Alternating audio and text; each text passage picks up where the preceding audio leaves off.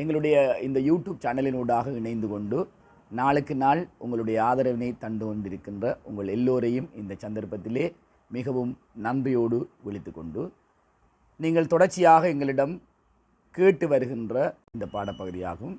இந்த பாடப்பகுதியானது மிக நீண்டதாக இருக்கிறது. இதில் உள்ள பல்வேறு விடயங்களை விளங்கிக் கொள்வதிலே கடினமாக இருக்கிறது என்கின்ற விடயங்களை எல்லாம் நீங்கள் அடையாளப்படுத்தி இருக்கின்றீர்கள். அந்த விடயங்களை எல்லாம் உள்வாங்கி கொண்டவனாக இன்றைய இந்த பாடப்பகுதியிலே மின்மினிகளால் ஒரு தோரணம் என்கின்ற இந்த பாடப்பரப்பானது எவ்வாறு இலகுவான முறையிலே உங்களுக்கு சென்றடைய முடியும் என்கின்ற அடிப்படையிலே 9 தலைப்புகளிலே இந்த பகுதியிலே நான் பல்வேறு விடயங்களை உங்களுக்கு சொல்ல விளைகின்றேன்.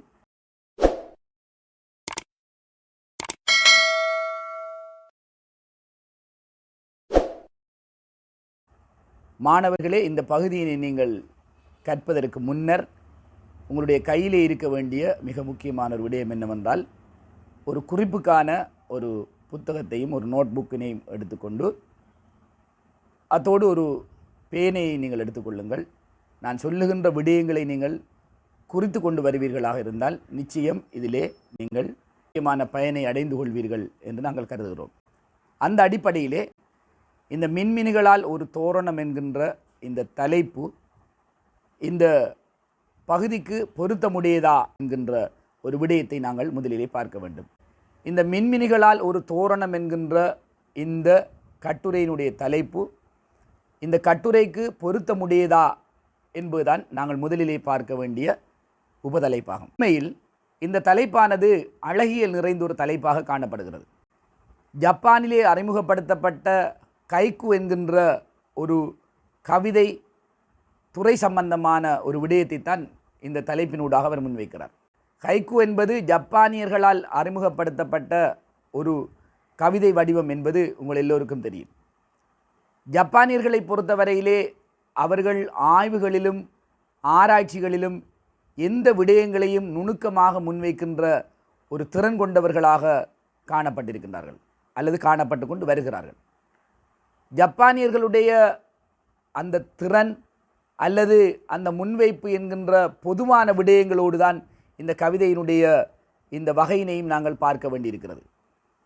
போஸ்ட் மாடர்னிசம் என்று சொல்லப்படுகின்ற பின்னவீனத்துவ சிந்தனையின் ஊடாக வளர்ந்து வந்த மேலை தேயமானது கட்டிடம், சமயம், இலக்கியம் என்கின்ற பல்வேறு துறைகளிலும் அந்த போஸ்ட் மாடர்னிசம் என்கின்ற விடயத்தை அறிமுகப்படுத்தியது.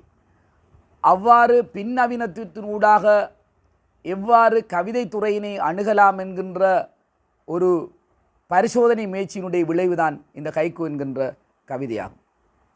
கைக்குவானது அளவிலே சிறியதாக இருப்பது மாத்திரமல்ல, அந்த சிறிய படைப்பினூடாக மிக அபூர்வமான ஆழமான விடயங்களை கொண்டு வரலாம் என்கின்ற ஒரு விடயத்தை இந்த கவிதை வடிவத்தினூடாக அவர்கள் சாதித்து காட்டினார்கள்.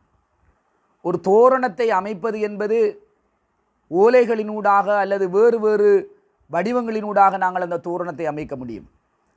தோரணம் என்கின்ற அந்த அளவில் கூடிய ஒரு மட்டத்தினூடாக நாங்கள் அதனை வரையறுத்து செல்கின்ற போது அந்த தோரணம் அமைப்பதற்காக நாங்கள் மின்மினிகளை கொண்டு ஒரு தோரணத்தை அமைக்கின்ற முயற்சியிலே நாங்கள் இறங்கினால் அது எவ்வாறு ஒரு அசாத்தியமான விடயமாக இருக்கும் என்பது ஒரு விடயம். அவ்வாறு மின்மினிகளை கொண்டு ஒரு தோரணம் அமைக்கலாமா என்றொரு வினாவை நாங்கள் தொடுக்கின்ற போது அது சாத்தியமா என்கின்ற விடயம் இன்னும் ஒரு விடயம். இவை எல்லாவற்றையும் தாண்டி மின்மினிகளால் ஒரு தோரணம் அமைக்கின்ற போது அது எவ்வாறு வரும் என்கின்ற இந்த அழகியலோடு சம்பந்தப்பட்ட பல்வேறு விடயங்களை ஒரு படிமமாக கொண்டு இந்த கவிதை சம்பந்தமான இந்த கட்டுரை இடம்பெறுவதன் ஊடாக மின்மினிகளால் ஒரு தோரணம் என்கின்ற இந்த தலைப்பானது அழகியலையும் அபூர்வமான ஒரு விடயத்தையும் முன்வைக்கின்ற ஒரு முயற்சி என்ற அடிப்படையிலே இந்த கட்டுரையினுடைய தலைப்பானது பொருத்தமுடையது என்று நாங்கள் சொல்ல முடியும். இந்த கட்டுரையினுடைய ஆரம்பத்திலே கட்டுரையினுடைய ஆசிரியர் ஒரு முக்கியமான ஒரு கவிதையினை குறிப்பிடுகிறார். சட்டைக்குள் மின்மினி பூச்சிகள் கைக்கு கவிதை என்று குறிப்பிடுகிறார். ஆகவே அந்த மின்மினி பூச்சிகளை சட்டை பைக்குள் உள்ளே நுழைக்கின்ற போது அவைகள்தான் கைக்கு கவிதையாக வருகிறது என்று சொல்கிறார்.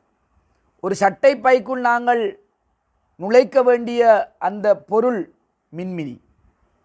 அந்த மின்மினியுடைய தன்மை என்ன என்று பார்க்கிற போது அது வெளிச்சம், அது ஒரு நிறம் காட்டல், அது ஒரு தன்மை மாற்றம், அது கண்டுகொள்வதில் அபூர்வமான ஒரு விடயம் என்று பல்வேறு விடயங்களை பார்க்கின்ற போது அந்த சட்டை பைக்குள் இருக்கின்ற மின்மினி எப்படி வெளியிலே தெரிந்து அல்லது வெளியிலே கொண்டு வரப்பட்டு அதனுடைய தன்மைகளை அது அகலவிருக்கிறது என்கின்ற அடிப்படையிலே பார்க்கின்ற போது இந்த கைக்கு என்கின்ற தலைப்பு பொருத்த ஒரு கவிஞன் தன்னுடைய கவிதையினை எழுதிவிட்டு அந்த கவிதை உயிரோடு இருக்கிறது, அந்த கவிஞன் மறைந்து விடுகிறான் என்கின்ற ஒரு கோட்பாடு உலகத்திலே பிரபல்யம் பெற்றுக்கொண்டு வந்த ஒரு காலகட்டத்திலே, அதாவது கவிஞனுடைய மரணம் என்று சொல்வார்கள். ஒரு கவிஞன் ஒரு கவிதையை எழுதியதன் பின்னால் அவனுக்கும் கவிதைக்கும் இடையினால தொடர்பானது துண்டிக்கப்பட்டு அதன் பின்னர் வாசகன் உயிர்த்தெழுகின்றான் என்கின்ற ஒரு விடயம் இருக்கிறது. அந்த விடயத்தை தான் இந்த கைக்கு என்கின்ற கவிதையினூடாக நாங்கள் பார்க்கக்கூடியதாக இருக்கிறது. இந்த கைக்கு என்கின்ற கவிதையை நாங்கள் சாதாரணமான ஒரு மேலோட்டத்திலே பார்த்தால் இந்த கவிதையினுடைய உட்பொருள் எங்களுக்கு விளங்கிக் கொள்வதை விட அதை உள்ளார்ந்து அந்த கவிதையினுடைய பொருளை அந்த கவிஞனுடைய திறனுக்கு அப்பால் ஒரு வாசகன் விழித்தெழுகின்ற போதுதான் இந்த கவிதை விளங்க வருகிறது. அப்படியான கவிதைகளைத்தான் இந்த கட்டுரையினூடாக அவர் கொண்டு வருகிறார். இந்த கட்டுரையினுடைய இறுதியிலே அவர் முடிக்கின்ற போது, பிடித்த போது விரல் நுனிகளில் ஒளியேற்றுகிறது மின்மினிகள் என்று சொல்கிறார். அந்த மின்மினியை கையினால் தொட்டபோது அது விரல் நுனியினூடாக அப்படியே கொஞ்சம் கொஞ்சமாக ஆழமாகி அது ஒளியாகி அது பின்னர் மின்மினியாக பிரகாசிக்கிறது என்கின்ற ஒரு விடயத்தை அவர் சொல்ல வந்துவிட்டு இறுதியாக சொல்கிறார், நாமும் கைக்கு என்கின்ற மின்மினிகளால் ஒரு தோரணத்தை கட்டி கொண்டாடுவோம் என்று அழைக்கின்றார். ஆகவே ஆரம்பத்திலே அவர் தலைப்பிலே தொடங்கி முடிகின்ற அந்த தருவாயிலும் மின்மினிகளோடு தொடர்பான விடயத்தை அவர் தொடர்படுத்துகிறார். அந்த அடிப்படையிலே பார்க்கின்ற போது இந்த தலைப்பானது இந்த கட்டுரைக்கு பொருத்தமுடையது என்கின்ற ஒரு விடயத்தை நாம் இங்கே சுட்டிக்காட்ட முடியும். அடுத்து நாங்கள் பார்க்க போகின்ற ஒரு பகுதி இந்த கவிதை என்கின்ற பொதுவான விடயத்துக்கும் ஹைக்கு கவிதைக்கும் இடையிலான தொடர்பு பற்றி இந்த கட்டுரையிலே ஆசிரியர் இதனை குறிப்பிடுகிறார் என்று நாங்கள் பார்க்கின்ற போது, பொதுவாக கவிதை என்பது வெறும் சொற்களால் அமைந்து விடுகின்ற ஒரு விடயம் அல்ல.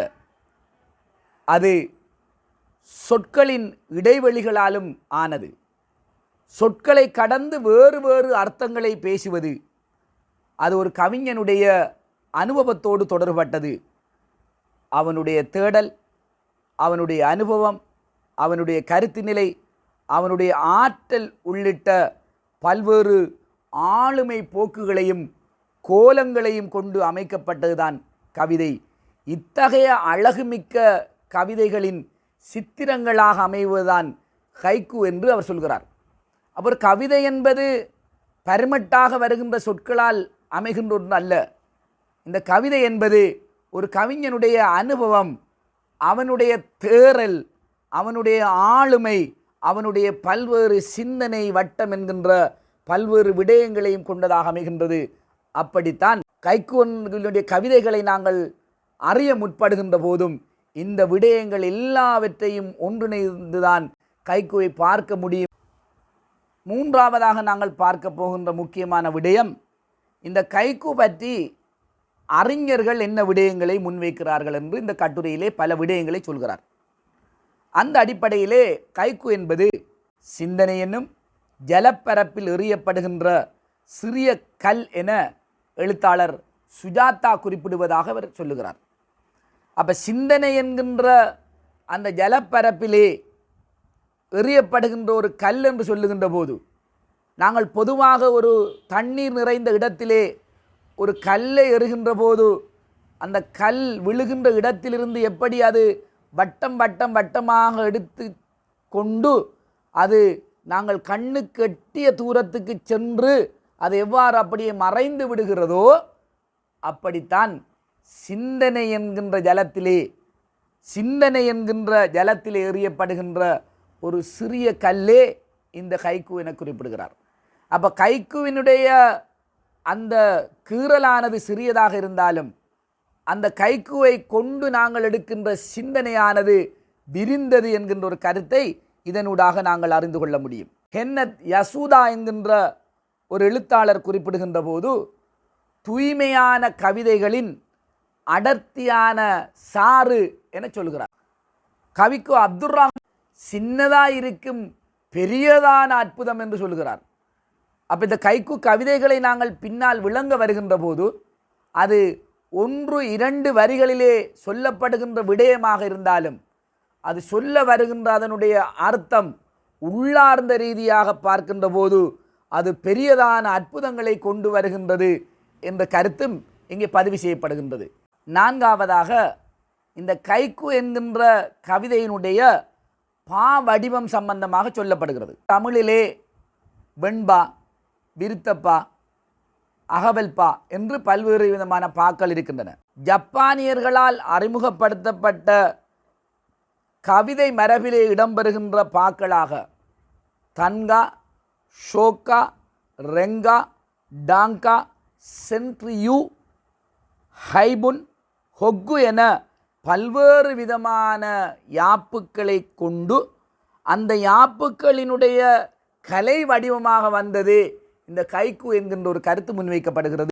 5ஆம் இந்த கைக்கு பற்றிய வரைவிலக்கணம் அல்லது எண்ணங்கள் எதனை குறிக்கின்றன என்பது சுருக்கமாக ஒரு சில விடயங்களை நாங்கள் பார்க்கின்ற போது, இந்த கைக்கு என்பது ஒரு அனுபவ பகிர்வு, வியப்பில் ஆழ்த்துகின்ற ஒரு வீச்சு, ரசனை ஊட்டுகின்ற ஒரு அழகு, சிந்தனையை எழுப்புகின்ற அலை, உணர்ச்சியை ஏற்றுகின்ற ஒரு தூண்டி, அனுபவத்தையும் உணர்வையும் பிறருக்கு தர முயல்வதே கைக்கு என்று சொல்லப்படுகிறது. உண்மையில் கலை, இலக்கியம் அனைத்திலும் இவ்வாறான நோக்கு இருக்கிறது என்று சொல்லுகின்ற ஒரு இந்த கட்டுரை ஆசிரியர், கவிஞனோ கலைஞனோ ஓவியனோ தனக்கு கிடைக்கின்ற அனுபவத்தை அதனுடைய தன்மை அருந்து விடாதவாறு வாசகனுக்கு அதனை பரிசாக அளிக்கின்றான். தன்னுடைய அனுபவத்தை அதிலே செலுத்தி அந்த அனுபவத்தின் ஊடாக ஒரு விடயத்தை அறிந்து இன்புற்று மகிழ்ந்து அல்லது துயருற்று அதன் ஊடாக அந்த அனுபவத்தினுடைய முழு பிரதியினை பெற்றுக்கொள்கின்றான். அதனால்தான் கணப்பொழுதிலே இருக்கின்ற ஒரு அனுபவமாக இருந்தாலும் அது கிளர்ந்தெழும் சிந்தனைகளையும் சம்பாஷணைகளையும் எதிர்வினைகளையும் கேள்விகளையும் அதிகம் வாசகனுடைய மனதுக்குள் தந்து அது அலையெழுப்புகின்றது. அவ்வாறு அலையெழுப்புகின்ற தன்மையுடையது கைக்கு. அதனால்தான் கைக்கு என்பது காந்தம் போல் இழுத்தெடுக்கின்ற ஒரு மொழி நடையினை உடையது என்றொரு கருத்தினை முன்வைக்கிறார். பிரபஞ்சத்தின் அந்தரங்கங்களை காட்சிப்படுத்தும் தத்துவமான பார்வையும் இந்த கைக்குவுக்கு இருக்கிறது என்கின்ற ஒரு விடயம் சொல்லப்படுகிறது. இந்த விடயங்களினூடாக நாங்கள் பார்க்கின்ற போது நான் ஏலவே சொன்ன விடயம் என்னவென்றால், ஒரு கவிஞன் தன்னுடைய கவிதையினை எழுதியதன் பின்னால் அந்த கவிஞன் மரணித்து வாசகன் உயிர் பெறுகின்றான், வாசகன் விழித்தெழுகின்றான் என்ற சிந்தனையின் அடிநாதன்தான் கைக்கு